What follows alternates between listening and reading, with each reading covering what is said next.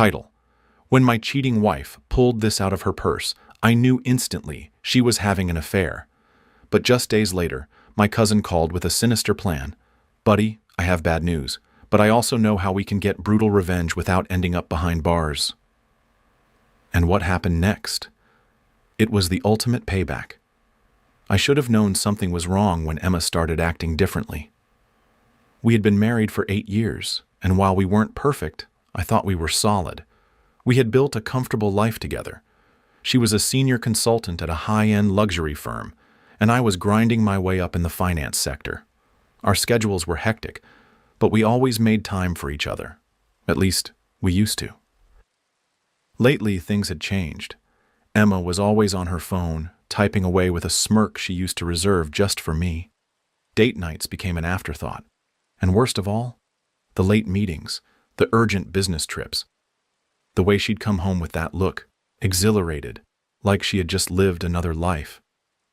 I wanted to believe I was imagining it, that it was work stress, or just a phase. But deep down, I knew. And it wasn't until that one night that the truth hit me like a freight train. It was a Friday evening.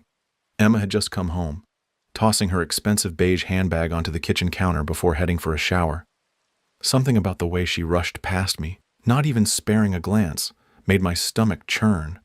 Then I heard the vibration, a low buzz from inside her purse. Normally, I wasn't the kind of guy to snoop, but something inside me snapped. My gut was screaming at me. I walked over, carefully unzipped her purse and reached inside. My fingers brushed against something unexpected, a sleek black box. At first, I thought it was just makeup or perfume, until I flipped it over and saw the brand, Van Cleef & Arpels, a luxury jewelry brand. I opened it. Inside lay a delicate gold bracelet, the kind of thing Emma would love. But what made my blood run cold was the engraving on the inside. For my beautiful E, always yours, M. I swear for a moment I forgot how to breathe. My mind went blank, my heart pounding so hard I could hear it in my ears. M. Who the hell was M? I heard the shower turn off. My hands trembled as I shoved the box back into her purse and stepped away, my mind racing. This was it, the confirmation I never wanted. Emma wasn't just distant. She was having an affair. But instead of confronting her right away, something inside me told me to wait, to be smart about this. And that's when my cousin Oliver called.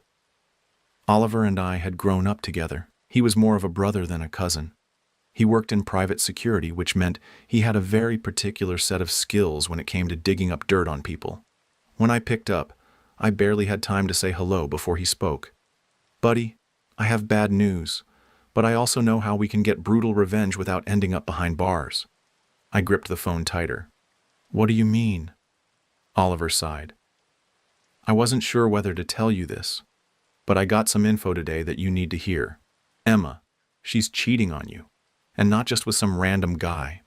It's her boss, Marcus Davenport. I felt sick. Marcus Davenport, the CEO of her firm. A well-groomed, arrogant bastard in his late 40s with a reputation for being untouchable. Married, with kids, but constantly rumored to be messing around with younger women at his company. I clenched my jaw.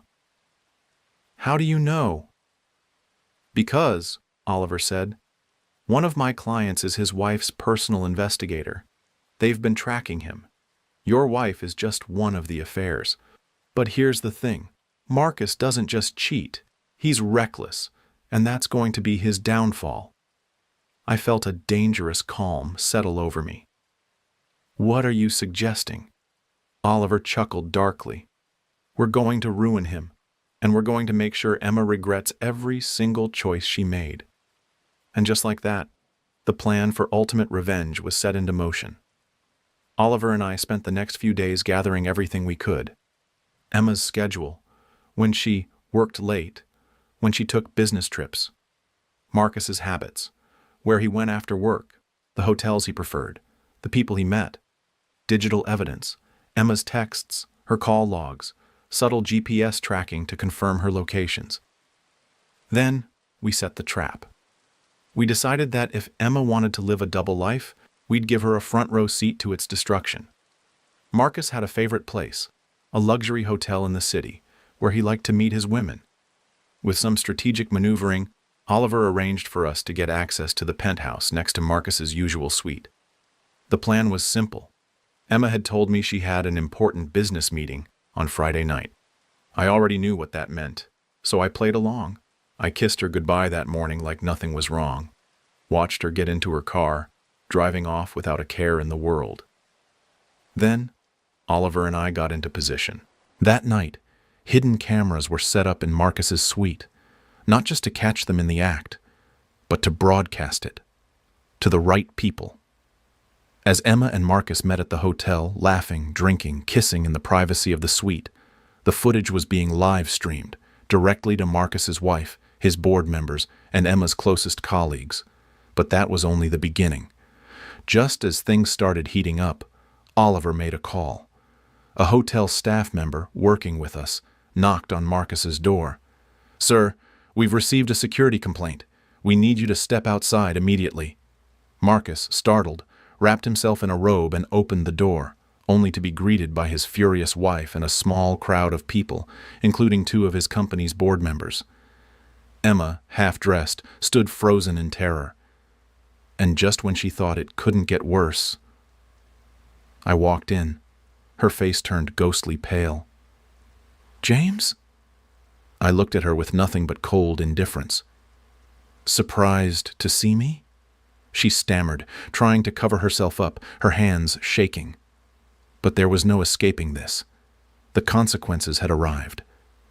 Emma stood frozen, her hands clutching the silk sheets of the hotel bed, her face draining of all color.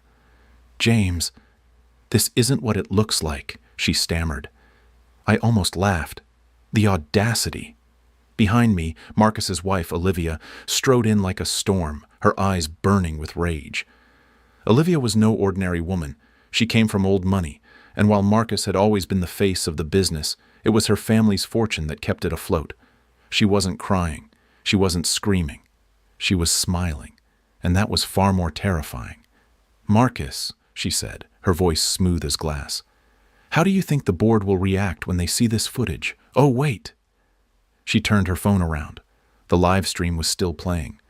Board members, shareholders, top executives, every single one of them watching in real time. Marcus went pale. He opened his mouth to speak, but Olivia held up a hand. "No, no, darling, I don't want to hear it. You see, I've been waiting for this moment, the moment you would slip up so spectacularly that you'd hand me everything on a silver platter, and now I own you." Marcus flinched as security guards, private security from Olivia's own firm, entered the suite. "Sir," one of them said, "Mrs. Davenport has asked us to escort you out of the premises and to inform you that your belongings have already been removed from the house." Marcus's face crumbled. "Olivia, please."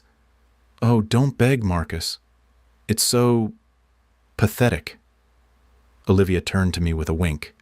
"This is going to be an ugly divorce, but don't worry, I'll make sure it's public." Marcus's career was over before he could even register what had just happened.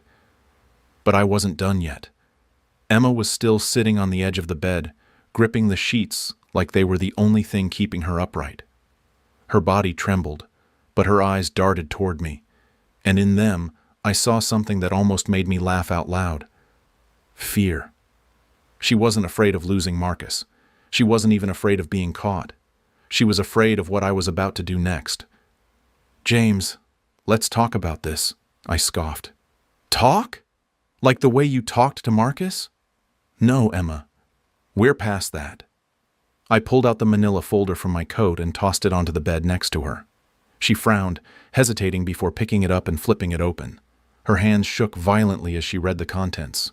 Inside were copies of every text, every call log, every hotel receipt, GPS records of her car parked at Marcus's penthouse, expense reports showing company money being used for their secret trips. Emma sucked in a sharp breath. "How did you—" "I have my ways." I crossed my arms. "But what's important is that Olivia now has these documents too, and she's forwarding them to Marcus's corporate lawyers. Oh, and HR. Because last time I checked, sleeping with the CEO while being promoted 3 times in a year is a serious ethics violation. Her eyes widened in horror. James, no! This could ruin me. I smiled. Oh, I know. Marcus and Emma weren't just exposed privately. No, that would be too easy. The footage from that night mysteriously leaked online. Within hours, headlines were everywhere. Luxury firm CEO caught in scandalous affair, corporate ethics violation investigation underway. Marcus Davenport's secret life, multiple affairs, corporate misconduct, and a shocking public fallout. Employee or mistress, rising star, Emma Clark's sudden promotions under scrutiny. The comments were brutal. Marcus was immediately placed on leave, pending an internal investigation. The board, led by Olivia, unanimously voted to remove him from his position. His entire empire crumbled overnight. And Emma? She was fired, publicly. The firm issued a statement condemning her unethical conduct. No other luxury brand would touch her after that. Her entire career, the life she had built by stabbing me in the back, was burned to the ground. A week later, I was sitting in my favorite cafe, enjoying my newfound freedom, when my phone buzzed. It was Emma. I let it ring. But then, a second later, I received a text. Emma, James, please, can we talk? I chuckled, deleted the message. Then I received another one from Olivia. Olivia, cheers to victory. Let's have dinner soon. I smiled. That woman was ruthless. I had to respect it. As I stepped out of the cafe, breathing in the fresh air, I realized something. For the first time in years, I was free. No more lies, no more betrayal, no more wondering if the woman I loved was secretly tearing my life apart behind my back. Emma and Marcus had gotten exactly what they deserved. And as for me, I walked away and never looked back. Betrayal is a lesson. Revenge is an art. And freedom, that's the masterpiece. Thank you for being part of this journey with me. If this story moved you, give it a thumbs up and consider subscribing to Lauren's story. I've noticed that over 80% of you watch these stories but aren't subscribed yet. One simple click helps bring you more powerful tales just like this. By subscribing, you're not just following a channel. You're joining a community that values deep, meaningful storytelling. Let's continue exploring these heartfelt journeys together. Don't forget to hit the notification bell so you never miss our next gripping story. And if this story resonated with you, share it with someone who needs to hear it. Your support means the world. And together, we keep these stories alive.